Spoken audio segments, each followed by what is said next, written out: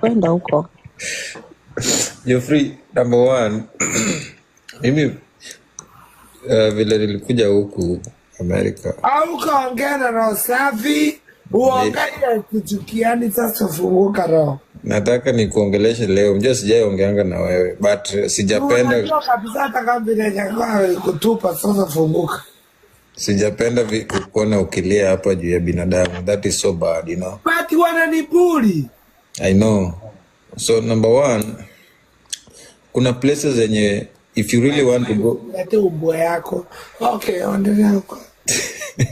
ukitaka kwenda mbali, saa zingine you need to, kuna watu lazima wachane nayo kabisa. Unaona? Kama nani mitande one na nani walienda na kina Kuki wakadijia Steve na tumetoma na Steve last year. Alafu Tirani wakamtomba. Nani kasiri. Yeah, so I think tumeongea ni ukweli.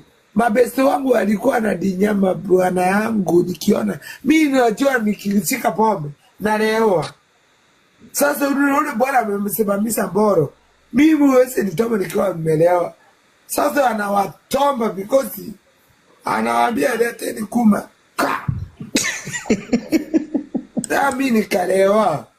Mimi nikilewa ukinigusa. Ongea kwanza kwanza ni kutibu. yeah, so number one, kuna vitu zenye ukitaka kwenda mbali, kuna watu lazima ucut off kabisa. Kama mitande one and Kuki and nani. Yes. Korea. Ukishawajua hivyo, unajua hawa they don't mean well for you, cut them off bro. Uko Mpaka utaribu elimu.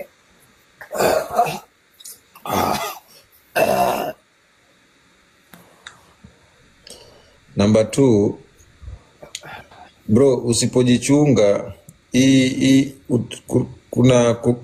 nini ya pombe itakuaffect sana. Usipojichunga this rate of you, wewe unalewa kutoa stress zako, and the more unalewa ni afya yako inazidi kuzorotesha ama kuharibika kabisa. No? I want to tell you, thank God so much for advice. But mimi sikuwa najua mabeste wangu ndio wabaya.